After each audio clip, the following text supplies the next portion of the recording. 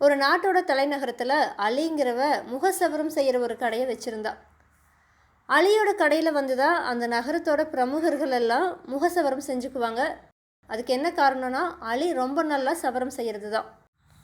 ஒரு நாள் அலியோட வீட்டில் விறகு இல்லாமல் போயிடுச்சு.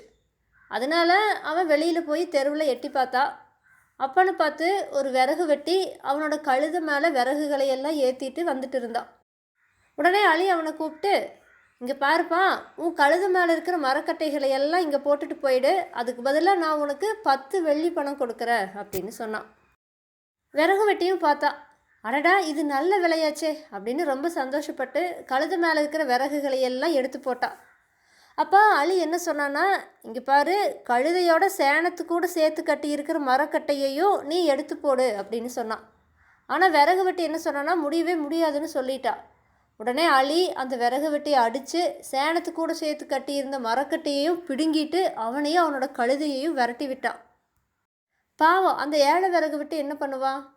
உடனே ஓடி போய் நீதிபதிக்கிட்ட அலி செஞ்ச அநியாயத்தை சொன்னான்.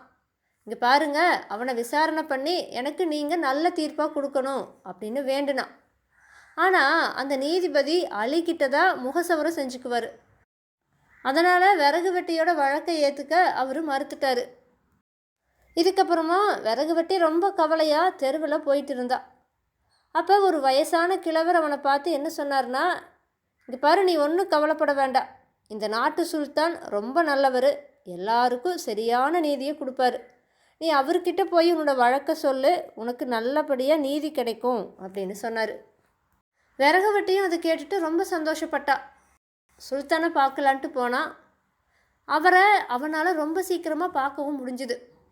அவன் அலி தனக்கு செஞ்ச அநியாயத்தை சுல்தான் கிட்ட சொல்லி என்ன சொன்னான்னா, சுல்தான் அவர்களே, நீதிபதி என்னோட வழக்கை ஏற்றுக்க மறுத்துட்டாரு. ஏன்னா அவர் அலியோட கடையில் முகசவரம் செஞ்சுக்கிறவர். நீங்கள் தான் இந்த வழக்கை ஏற்று விசாரித்து எனக்கு நீதி வாங்கி கொடுக்கணும் அப்படின்னு வேண்டுனான். சுல்தானும் கொஞ்ச நேரம் யோசனை பண்ணி பார்த்துட்டு விறகு வெட்டியோட காதில் ரகசியமாக எதையோ சொன்னார்.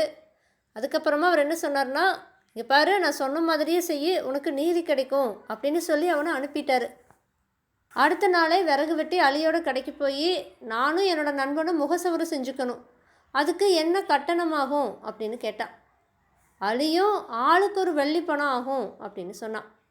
விறகு வெட்டி உடனே 2 வெள்ளி பணங்களை எடுத்து அலிக்கிட்ட கொடுத்துட்டு, நான் முதல்ல முகசவரம் செஞ்சுக்கிறேன், என்னோட நண்பர் வெளியே இருக்கார், அவரை நான் அப்புறமா கூப்பிட்டு வரேன் அப்படின்னு சொன்னான்.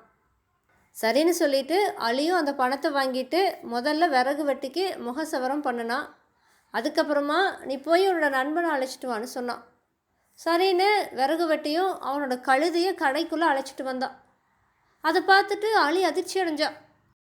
அலி என்ன சொன்னான்னா, நான் கழுதைக்கெல்லாம் சவரம் செய்ய மாட்டேன்னு சொன்னான்.